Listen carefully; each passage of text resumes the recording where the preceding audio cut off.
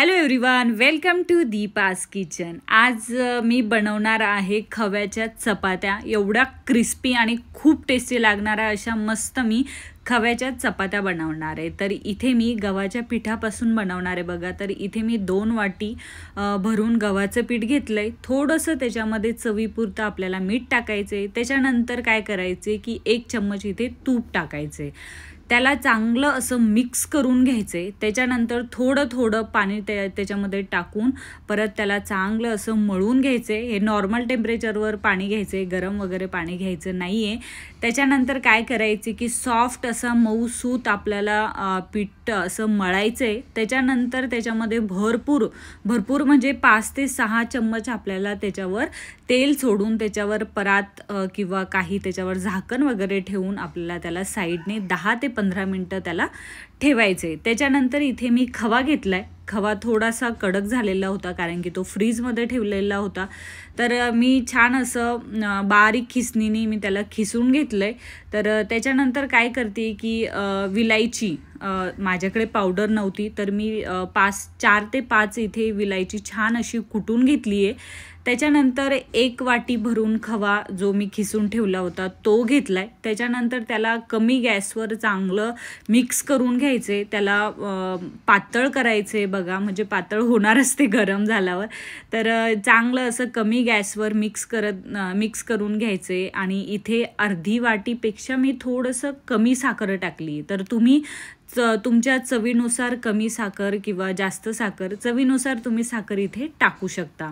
तर इथे साखर टाकल्यानंतर जो खवा आहे तर तो चांगला वितळलाय आणि साखर पण बघू शकता तुम्ही छान अशी वितळली आहे बघा। तर हे दोन्ही मिक्स झाल्यानंतर साखर वितळल्यानंतर आपल्याला काय करायचे की जे ओलं खोबरं मी खिसून ठेवलं होतं तर ती अर्धी वाटी मी तिथे खोबरखीस टाकलाय। हे ऑप्शनल आहे, तुमच्याकडे जर का असेल तर तुम्ही टाकू शकता। आणि छान असं मिक्स झाल्याच्या नंतर 1-2 मिनिटं शिजल्यानंतर आपल्याला गॅस बंद करायचे। आणि त्याच्यानंतर गॅस बंद पण केला तरी आपल्याला ते मिक्स करत राहायचे कारण की जो पॅन आहे तर तो गरम आहे तर खाली लागण्याचे जास्त चान्सेस असतात। तर त्याच्यासाठी त्याला चांगलं 1-2 मिनिटं मिक्स करत राहायचे आणि त्याच्यानंतर त्याला थंड होण्यासाठी साईडने ठेवून द्यायचे। तर आपण पीठ जे आहे तर 10 ते 15 मिनिटं झालेच होते। तर त्याला हलकंसं मी मळून घेतलंय तेलामध्ये, जे तेल आपण त्याच्यावर टाकलेलं होतं ते। आणि इथे खवा बघू शकता की चांगला असा थंड झालाय। त्याच्यानंतर मी विलायची पावडर जी कुटली होती ती त्याच्यामध्ये टाकली आहे आणि परत त्याला चांगलं मिक्स करून पहिले हस्बंडला टिफिन दिला आणि त्याच्यानंतर मी माझा व्हिडिओ जो आहे तर तो कंटिन्यू केला कारण की हस्बंडला लेट होत होतं ऑफिससाठी। तर त्याच्यासाठी मी त्यांना 2-3 चपाती अगोदर बनवून दिली टिफिनसाठी आणि त्याच्यानंतर मी तुम्हाला व्हिडिओ दाखवतेच। तर इथे टिफिन आहे जो तो तयार झालाय आणि हस्बंडला लगेच दिलाय। तर खवा जो आहे ना तर तो चांगला थंड होऊ द्यायचे, गडबड करायची नाहीये की आता खवा पातळच आहे तर याला अजून शिजवावं लागतं। तर अजून शिजवायची गरज नाहीये। 8 ते 9 मिनिटं त्याला असंच बाजूनं सोडलं ना तर ते आरामशीर घट्ट होतं बघा। तर इथे जे पीठ आहे तर छान असं मऊसूत झालं होतं, एकदम सॉफ्ट असं पीठ बनलं होतं बघा। कारण की आपण 10 ते 15 मिनिटं त्याला छान असं तेलामध्ये सोडून दिलं होतं तर त्याच्यामुळे ते अजून सॉफ्ट झालंय। तर आपल्याला काय करायचे की थोडंसं पीठ घ्यायचंय, त्या गोळा बनवायचा आहे, थोडासा कटोरी टाईप गोळा बनवायचा आहे। त्याच्यानंतर जे आपण खव्याचं मिश्रण बनवून ठेवलं होतं तर ते बघू शकता चांगलं थंड झालंय आणि त्याच्यानंतरच त्याचा छान असा गोळा करून त्या पिठामध्ये टाकायचं आहे आणि जे एक्स्ट्राचं पीठ आहे तर ते काढून टाकायचे।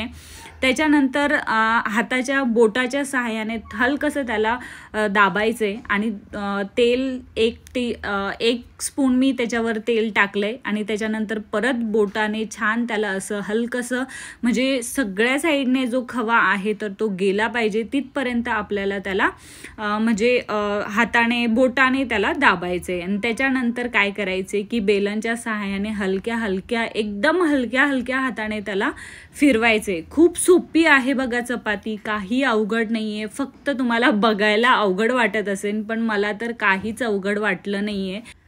तर इथे मी सगळ्या चपात्या ज्या आहेत तर बनवून तयार केल्या आहेत. तर ही चपाती ना तुम्ही 3 ते 4 दिवस आरामशीर खाऊ शकतात आणि ही टिकते पण. तर तुम्ही प्रवासामध्ये पण छान मस्त अशी गोड चपाती म्हणून तुम्ही सोबत नेऊ शकता. परत ट्रॅव्हलिंग वगैरे करायचं असेल तर 2-3 दिवस आरामशीर टिकते. फक्त जेव्हा तुम्ही खोबरं टाकसान ना किंवा ओलं नारळ टाकसान खिसून, तेव्हा ते भाजून टाकायचे, तेव्हा छान मस्त अशा चपात्या आपल्या ज्या टिकतील आणि चांगल्या पण राहतील बघा. ट्रॅव्हलिंगमध्ये तर अजून बेटर आहे, गोड खावंसं वाटतं ट्रॅव्हलिंगमध्ये. परत थोडंफार असं खावंसं वाटतं तर ही चपाती तुम्ही नेऊन बघा. तर सगळ्या चपात्या ज्या आहेत तर ती मी बनवून तयार केल्या आहेत आणि मस्त अशा एकदम सगळ्या ज्या चपात्या आहेत तर त्या गुब्बाऱ्यासारख्या एकदम टमटम फुलल्या होत्या. छान चपात्या बनतात बघा, तुम्ही ट्राय करून बघा. तर व्हिडिओ कसा वाटला तर नक्की मला कमेंटमध्ये सांगा आणि प्लीज चॅनलला सबस्क्राईब करायचं विसरू नका, कारण की मी जसं सांगते की मी खूप मेहनतीने व्हिडिओ बनवते. तर व्हिडिओला पण लाईक करण्याचं विसरू नका. स्वस्थ रहा, मस्त रहा, चांगलं जेवण करा. Thank you. Bye bye.